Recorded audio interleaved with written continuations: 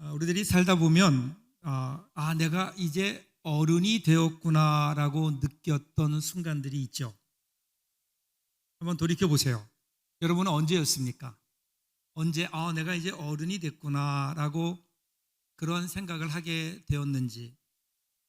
주민등록증을 처음 손에 딱 쥐었을 때였을까요?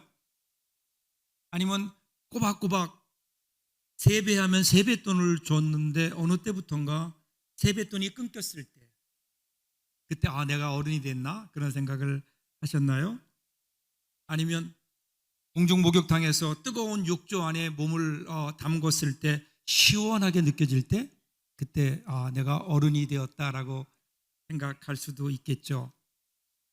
세상이 내 마음대로 되지 않는구나라는 것을 깨달았을 때도 그랬을 거고요. 어릴 적에 가지고 있던 꿈들이 가물가물해질 때, 그때 내가 이제는 어른이 되었나? 언제였나요? 여러분들에게 내가 어른이 되었다라고 생각했던 때가 언제입니까? 아이들은 빨리 자라서 어른이 되고 싶어 해요. 그래서 어른처럼 있고 어른처럼 행동하고 싶고 빨리 어른이 되기를 원해요. 그래서 그렇다고 해서 어린아이가 어른의 옷을 입거나 치장하거나 어른 흉내를 낸다고 해서 그 아이들이 어른이 되는 것은 아닙니다. 어른이 되려면 기다려야 합니다. 세월이 흘러야지요. 그런데 여러분, 세월이 흐른다고, 세월이 간다고, 나이를 먹는다고 다 어른이 되는 것은 아닙니다. 사람이 나이를 먹는 것은 자연스러운 일이죠. 그런데 시간이 흐른다고 해서 모두 다 어른이 되는 것은 아니에요. 시간이 흐르면서 그냥 나이만 먹는 사람이 있고요. 노인이 되어가고 노화가 되어가는 사람이 있고요. 어떤 사람은 어른이 되어가는 겁니다. 그래서 노인은 세월을 날려버린 사람이지만 어른은 나이를 먹습니다. 그래서 성숙해지는 거예요. 요즘 고령화 시대라고 하지요. 그래서 걱정들을 하는데 사실은 더 큰 걱정은 뭐냐면요, 정말 노인들이 많아지는 것은 아닌가, 그래서 걱정입니다. 노인들이 많은 세상 복잡해요. 시끄러워요. 어른이 많은 사회, 어른이 있는 공동체 다를 겁니다. 우리 신앙도 마찬가지 아닐까요? 우리 신앙도요, 세월이 가면서 어른이 되어가는 신앙이 있는가 하면 노인이 되어가는 신앙도 있습니다.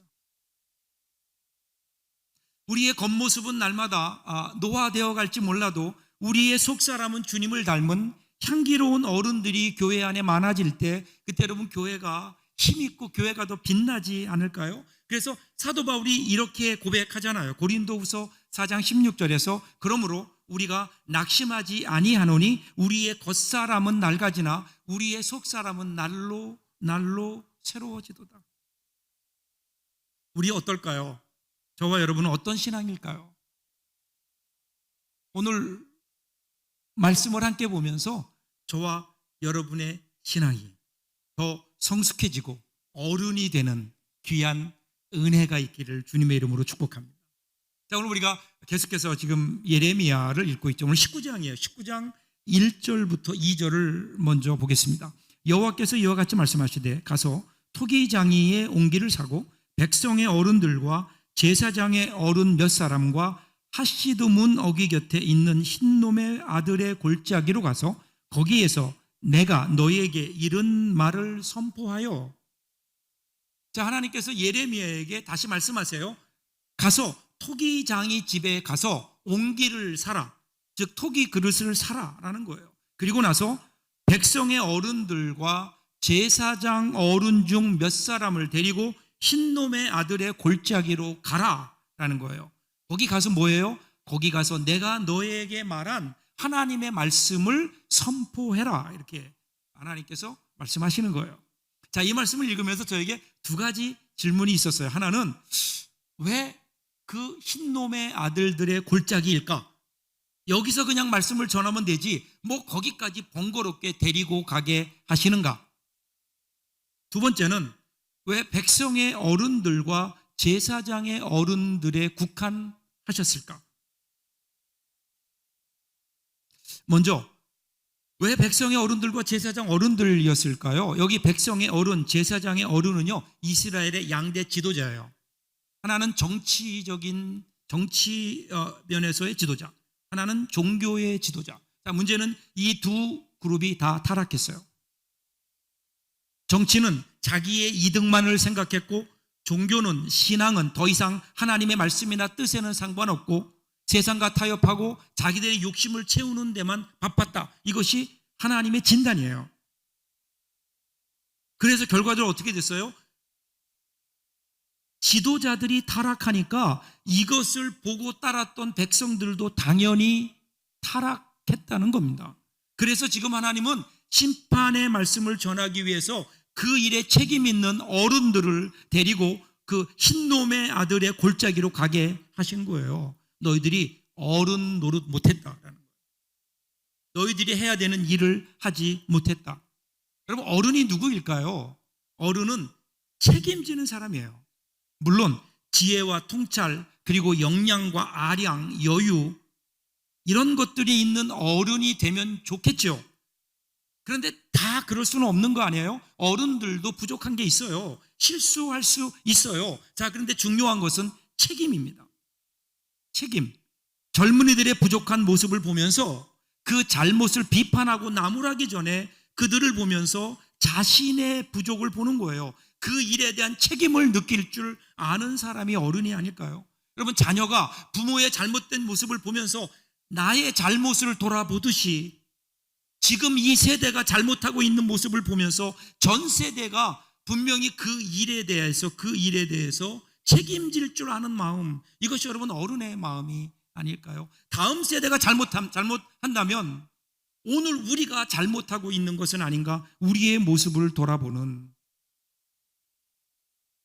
그래서 여러분, 시간이 흐를수록 무언가 어른이 되어 가는 것, 노인은 나이가 들수록 자기만 알지만 어른은 다른 사람들을 배려할 줄 아는 거예요. 여유가 생겨요. 다른 사람들을 살필 줄 아는 사람, 주위에 있는 사람들을 돌볼 줄 아는 사람, 여러분, 이 사람이 어른이 아닐까요? 이러한 여유가 있는 사람. 우리 사자성어 중에 적자생존이라는 말이 있죠. 적자생존. 여러분 무슨 말인지 아실 거예요. 그런데 어느 분이 이 말에 대해서 아주 재미있게 해석을 했어요. 어떻게 해석했는가 하면요, 적자를 볼 줄 아는 사람이 승리한다. 좀 이상하긴 하지만 의미가 있어요. 내가 땀 흘려 번 것이라고 해서 다 내게 아니라는 거예요. 이러한 마음속의 여유, 그러니까 내가 번 돈에는 분명히 내 목도 있지만 여기에는 하나님 목도 있다. 그리고 가난한 이웃들의 목도 함께 있다 생각할 줄 아는 사람. 그래서 하나님께서 이것을 구체적으로 말씀하셨잖아요. 추수할 때 밭에 내 모퉁이는 추수하지 말고 내버려 두어라. 그리고 곡식단이나 아니면 열매들을 수확해서 그것들을 나를 때 그것들이 떨어지면 그러면 그것들을 절대로 줍지 말아라. 그것은 가난하고 어려운 사람들의 몫이다. 이 아름다운 흘림이 모두를 살리는 거잖아요. 오늘 이 시대를 살리는 사람들이 바로 이 여유를 가진 어른들이 아닐까. 나만 생각하는 거 아니에요. 주위의 이웃들을 돌아볼 줄 아는. 여러분, 다람쥐가요, 가을에 도토리를 줍죠. 도토리를 따거나 도토리를 주어요. 그리고 나서요, 그것을 그냥 먹지 않고 숨겨둬요. 왜 숨겨둘까요? 겨울에 먹으려고요. 겨울에 먹으려고 그것을 깊게 숨겨둔 다음에 그 다음에 위치를 파악해야 되잖아요. 어디에 묻었는지. 하늘을 보는 거예요. 하늘에 뭐가 있어요? 구름이 있어요. 하늘의 구름을 보고 오늘 자기가 숨겨둔 곳을 기억하는 거예요. 자, 그런데 문제는 어디 있을까? 이 구름이라는 놈이 그냥 그 자리에 있지 않아요. 구름이 바람 따라 흘러요. 그러면 그 다음에 이 다람쥐가요, 숨겨놓은 그 도토리를 찾으려고 와보니까 그 구름이 그 자리에 있나요? 구름이 움직이잖아요. 아무리 찾아도 없는 거예요. 그래서 결국은 못 찾아요. 그러면 그 도토리는 누가 먹을까요? 이름도 모르는, 알지도 못하는 다른 작은 생명들이 와서 숨겨놓은 걸 찾아서 먹는 거예요. 여러분, 이 다람쥐의 어떤 면에서는 바보스러움이 많은 생명을 살리는 거예요. 여러분, 하나님께서 이 땅의 자연의 그 어떤 생명들을 이끌어 가시는 방법도 결국 이러한 작은 미물의 어리석음을 통해서, 그 어리석은 나눔을 통해서 생명들이 살게 되어 있는 거잖아요. 그럼 오늘 마찬가지 아닐까? 이 땅에 하나님은 생명의 역사를 어떻게 이루어가기를 원하실까요? 우리 예수님 말씀하시잖아요. 들의 백합화를 봐라, 공중의 새를 봐라. 하나님께서 그들을 입히시고 먹이시지도 않는데, 그런데 그들은 알아서 잘 크지 않느냐? 하물며 너희들이나 보냐? 너희들은 말할 것도 없지 않겠느냐? 이것이 하나님의 예수님의 말씀이고, 그리고 이것이 우리의 믿음 아닐까요? 이것이 우리에게 여유가 되고, 그래서 우리는 나만을 바라보고 우리 가정만 바라보고 우리 교회만 바라보는 사람들이 아니라 우리의 눈을 들어 우리의 이웃들을 바라보고 다른 사람들을 바라볼 줄 아는 여유가 있는 사람들, 그들과 나눔이 있는 사람들, 이 사람이 이 시대에 하나님께서 사용하시는 어른들 아닐까요? 이 신앙. 자, 그 다음에 하나님께서 부르신 자리예요. 자리. 이 자리가 어디냐면요, 하시드 문이에요. 이 하시드 문, 이 말을 직역하면 질그릇 조각의 문이라는 뜻입니다. 이 문이 예루살렘 성 어디에 있었는지 정확지 않지만 학자들은 동쪽에 있었을 것이다 이렇게 얘기해요. 왜냐하면 이 동쪽 문이 예루살렘 성 안에 있는 생활 쓰레기를 밖으로 내보내는 거예요. 그래서 그쪽으로 내려가면 거기에는 골짜기가 하나 있는데 그곳이 바로 흰놈의 아들의 골짜기예요. 이 동문에서 나온 생활 쓰레기를 소각하는 장소예요. 그래서 그 이유를 4절과 5절에서 이렇게 얘기하죠. 이는 그들이 나를 버리고 이곳을 불결하게 하며 이곳에서 자기와 자기 조상들과 유다 왕들이 알지 못하던 다른 신들에게 분향하며 무죄한 자의 피로 이곳에 채웠음이며 또 그들의 바알을 위하여 산당을 건축하고 자기 아들들을 바알에게 번제로 불살라 드렸나니 이는 내가 명령하거나 말하거나 뜻한 바가 아니니라. 그래서 그들이 어떻게 했어요? 그곳이 그들을, 왜 지금 하나님께서 그들을 불러서 그들을 심판하시는가 하면, 심판의 메시지를 주시는가 하면 그들이 나를 버리고 이곳을 불결하게 했기 때문이다라는 거예요. 이곳이 어디예요? 유다 땅이에요. 불결하게 했다, 이 말을 정확하게 원뜻으로 보면 이방인의 땅으로 만들었다는 거예요. 그러니까 지금 이곳 유다 땅은 하나님이 주신 약속의 땅이에요. 거룩한 땅이에요. 그런데 거룩한 땅을 이방인의 땅으로 만들어버렸다는 거예요. 왜 그랬을까? 그 이유가 뭐예요? 그 이유가 하나님을 버렸기 때문이다라는 거. 하나님을 버렸기 때문이다. 그리고 조상들과 임금들도 알지 못했던 다른 신에게 각종 분향하고 우상 숭배를 했다라는 거예요. 그러니까 날마다 그들은 그들의 입맛에 따라 새로운 우상들을 만들어낸 거예요. 그뿐인가요? 거기에 무죄한 자의 피를 흘리게 했고, 그리고 바알 신당을 건축했을 뿐 아니라 자기 아들들을 바알에게 인신 제사를 했다. 그들이 행한 우상 숭배에 대한 것들을 하나님께서 적나라하게 지적하시는 거예요. 그래서 그곳을 이제 더 이상 흰놈의 아들의 골짜기라 하지 않고 죽음의 골짜기, 살육의 골짜기, 저주의 골짜기라고 부르겠다라는 거예요. 그러면서 하나님께서 결론적으로 이는 내가 명령하거나 말하거나 뜻한 바가 아니기 때문이다라는 거예요. 지금 하나님께서 왜 심판하시는가? 그러면 그들이 했던 행위가 하나님의 뜻이 아니었다라는 거죠. 사랑하는 여러분, 오늘 우리가 분명히 기억해야 되는 것이 이것이 하나님의 뜻인가 아닌가라는 거예요. 많은 경우에 우리는 이것이 하나님의 뜻인가 아닌가를 생각하기 전에 이것이 나에게 합리적인가를 먼저 따진다고요. 우상 숭배하는 거 하면 안 돼요. 그 이유는 뭘까요? 내가 생각해 보니까 우상 숭배하는 것은 어리석은 일이야. 내가 생각해 보니까 우상 숭배해봐야 별게 없어. 그래서 우상 숭배를 안 하는 것은요, 그것은 신앙이 아닌 거예요. 진짜 신앙은 뭘까요? 신앙은 그것이 나에게 이해가 되느냐가 아니라 하나님께서 그것에 대해서 분명한 뜻을 밝히셨는가? 그것이 하나님의 뜻인가 아닌가 하는 게 중요한 거예요. 여러분, 하나님이 에덴 동산을 만드시고 선악과 먹지 말라 그랬어요. 이유가 뭘까요? 아담과 하와는 알지 못했어요. 하나님이 그냥 먹지 말라고 하신 거예요. 근데 사탄이 와서 의심을 집어넣죠. 딱 보니까 먹으면 어떻게 해요? 먹으면 지혜롭게 할 만큼 탐스러운 거예요. 보기에도 먹음직스러운 거예요. 그런데 왜 안 먹느냐는 거죠.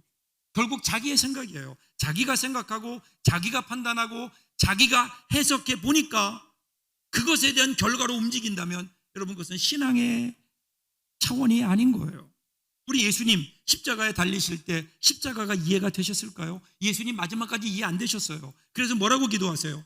겟세마네 동산에서 가능하면 나에게서 이 십자가를 지나가게 해 주십시오. 그러나 내 뜻대로 마옵시고 아버지 뜻대로 하옵소서. 여러분, 이것이 신앙의 결단이 아닐까요? 내 뜻대로 하지 마시고 아버지 뜻대로 해 주십시오. 지금 중요한 것은 이것이 하나님의 명령이냐 아니냐예요. 내가 생각해 보니까 옳으냐 그르냐, 나에게 유익하냐 합리적이냐라는 판단이 아니라 하나님께서 이것을 과연 어떻게 생각하실 것인가, 이것이 하나님의 뜻인가, 하나님이 기뻐하시는 일인가. 여러분, 성숙이 뭘까요? 성숙이라고 하는 것은요, 자신이 가고 싶지 않은 곳으로 기꺼이 이끌려 갈 수 있는 능력이에요. 우리 삶은 절대로 동화책 같지 않아요. 권선징악 없어요. 눈에 그런 거 보이지 않아요. 내가 원하는 대로 내 삶이 그렇게 이끌어지지 않아요. 그럼에도 불구하고 여전히 하나님이 나를 인도하시는 것을 내가 믿기에 그 하나님을 믿는 믿음으로 하나님께서 원하시는 대로 하나님의 인도하심 속에 믿음으로 살아가는 것, 여러분, 이것이 믿음이고 이것이 성숙한 믿음 아닐까요? 이것이 어른 신앙인 거예요. 그 바둑을 보면요, 바둑에 묘수를 3번 두면 그 바둑은 진다라는 말이 있어요. 묘수라는 게 뭐죠? 아주 기발한 착상으로 그 한 점으로 바둑의 대세를 뒤집는 거예요. 그래서 많은 사람들이 이 묘수에 관심을 갖는다고요. 그런데 여러분 기억하세요. 묘수가 3번 겹치면 그 경기는 질 수 없다는 거예요. 묘수로 바둑을 이기는 게 아니에요. 묘수를 둔다고 하는 것은 그만큼 상황이 안 좋다는 반증이에요.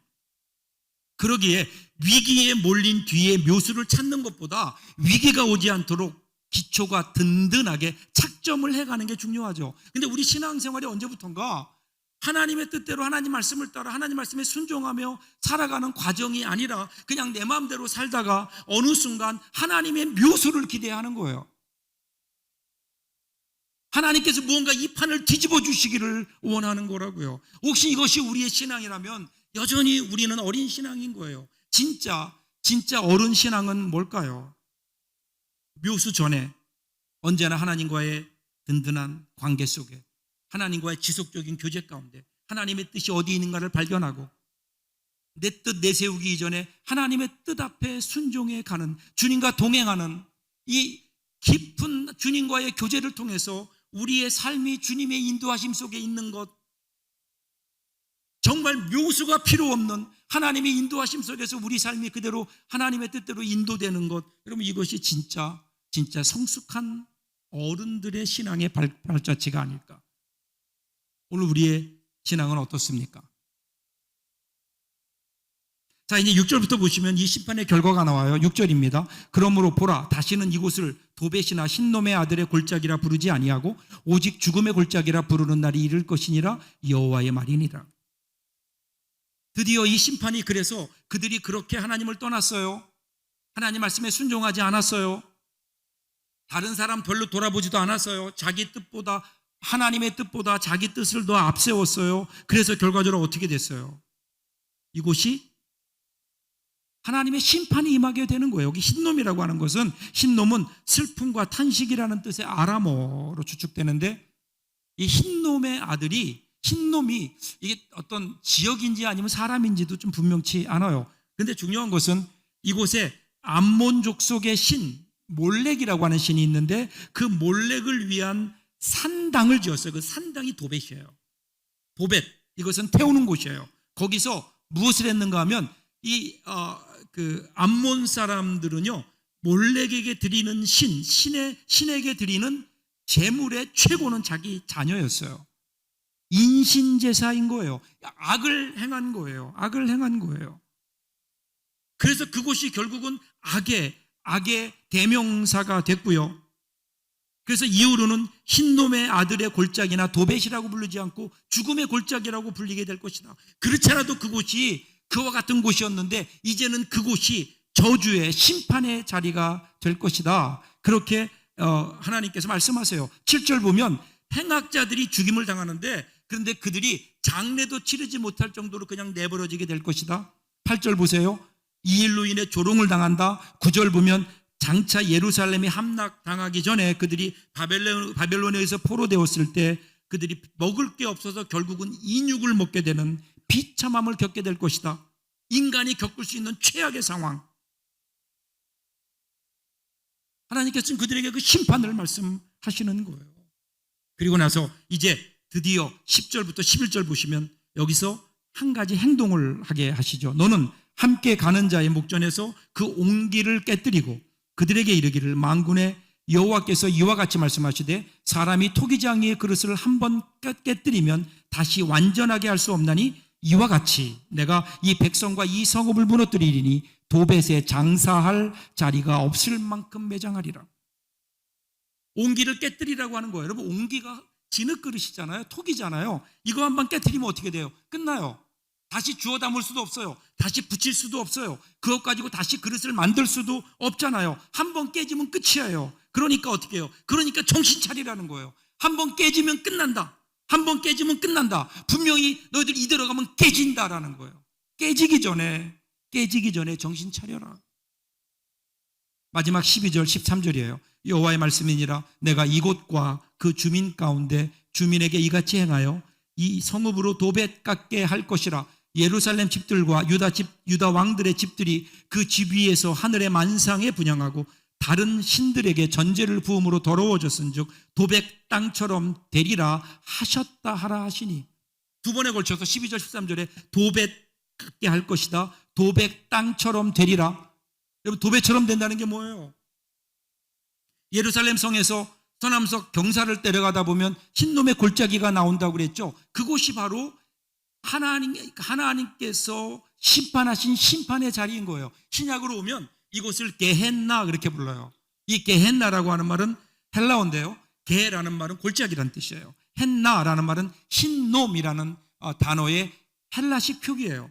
지옥의 대명사예요. 여러분 생각해 보세요. 거기에 모든 생활 쓰레기가 나와요. 그것들을 소각해요. 그뿐이 아니에요. 거기서 길에서 죽은 사람들, 이방인의 시체들, 이러한 사람들의 시체를 거기에 갖다 놓고 거기에서 불로 태워서 소각하는 거라고요. 한번 상상해 보세요. 24시간 불이 끊이지 않아요. 태우기 위해서. 거기에서 나는 냄새와 그 매캐한 냄새와 그 다음에 연기와 불꽃으로 그것은 지옥을 연상케 하는 거예요. 그리고 여러분, 가룟 유다가 목매어 죽은 곳이 바로 여기잖아요. 하나님의 심판이 있는 곳. 하나님의 심판이 있다. 분명히 심판이 있다.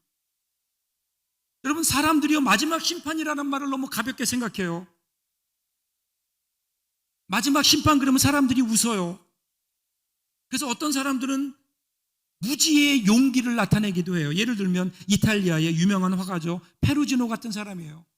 그럼 마지막에 이제 임종을 눈앞에 두었을 때 성직자가 찾아와서 마지막으로 기도해 주겠다고 그랬어요. 그랬더니 그때 페루지노가 뭐라 그런 줄 아세요? 나는 회개하지 않고 죽는 사람이 저 세상에서 어떻게 되는지를 내가 한번 알고 싶다. 이렇게 빈정거리며 거부했어요. 정말 하나님의 심판이 있는 것을 알았더라면. 여러분, 성경은 이런 사람을 가리켜서 어리석은 사람이라고 해요. 용감한 사람이 아닌 거예요. 하나님을 모르는 사람들은 그렇다고 쳐요. 하나님을 모르니까 하나님의 심판에 대해서 두렵지 않을 수 있어요. 그것은 어쩌면 당연한 거예요. 자, 그런데 하나님 믿는다는 우리는 어떨까요? 오늘 우리는 이 하나님의 심판 앞에 두려움이 있나요? 하나님의 심판이 있다는 것, 우리 인생의 마지막에 이 역사의 마지막에 하나님의 심판이 있다는 것을 분명히 알고 있으면서 성경이 우리에게 분명히 그렇게 증거해 줌에도 불구하고 오늘 우리는 과연 정말 그 심판이 있는 것처럼 살아가고 있는가? 일제강점기 반민족 행각을 했던 사람들, 친일 행위를 했던 사람들 대표적인 어떤 변명의 논리가 한 시인의 고백에서 나타났죠.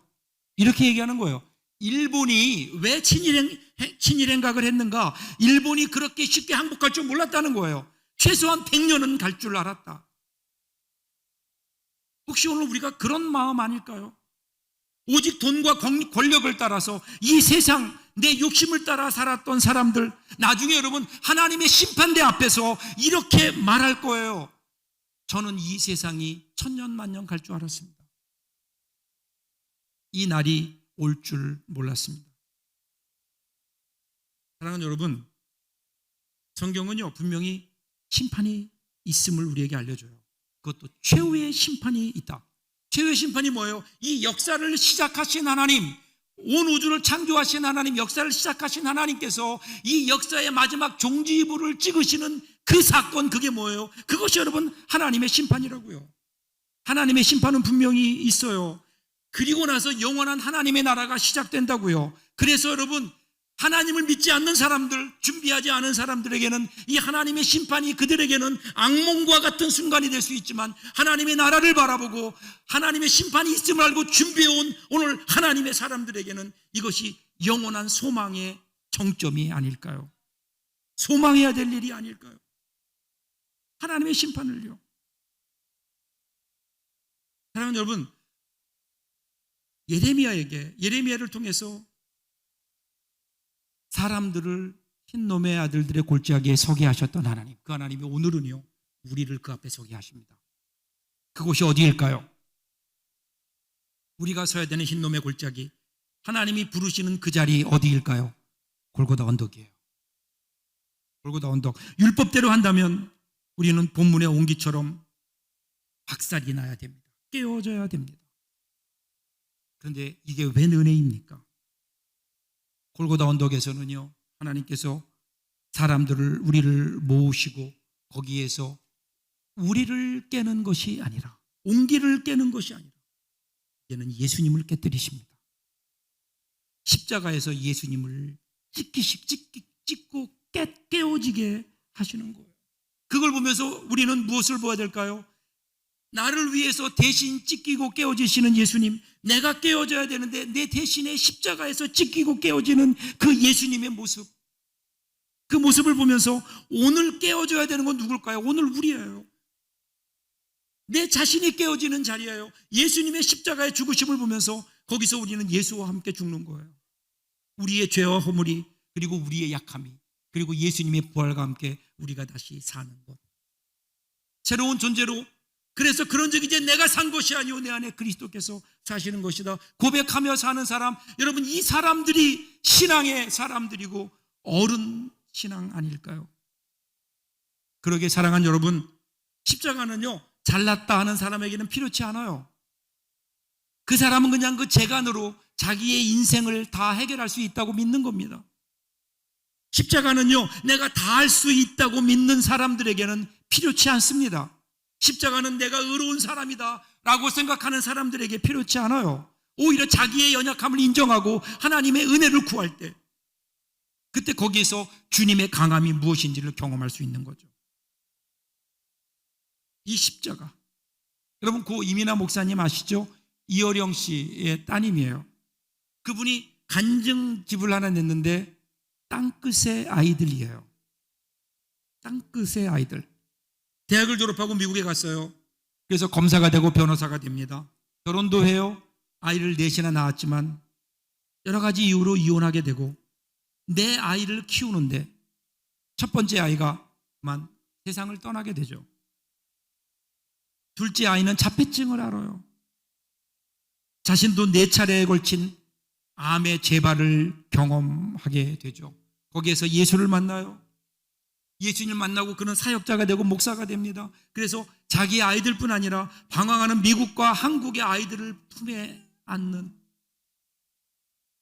그래서 결국 그는 그렇게 치유 사역자가 되고 아버지를 예수님께로 인도하고 둘째 아이의 기적적인 회복을 경험하게 되죠. 그 책에서 그녀가 고백한 내용이 이런 거예요. 내가 아무리 해도 안 된다는 것을 인정할 때 그때 진정한 기도가 시작됩니다. 아무리 문명이 발달하고 능력이 있다 해도 내가 할 수 없는 것들이 있어요.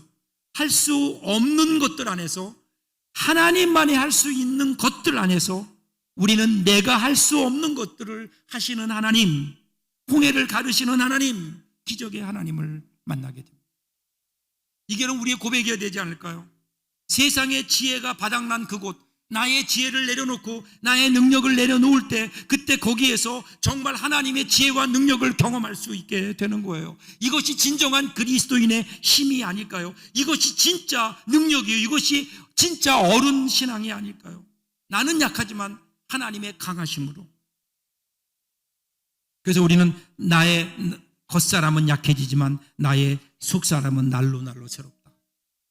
날마다 우리에게 주시는 하나님의 능력을 힘입어 이 세상을 이기며 살아가는 사람들, 이 사람들이 성숙한 그리스도인이 어른 신앙 아닐까요? 오늘 이 신앙으로 승리하는 저와 여러분 될 수 있기를 바랍니다. 날마다 어린아이의 신앙이 아니라 성숙한 어른 신앙을 가지고 하나님과 동행하며 이 세상을 이기며 살아가는 귀한 저와 여러분들 될 수 있기를 주님의 이름으로 축복합니다. 기도하겠습니다.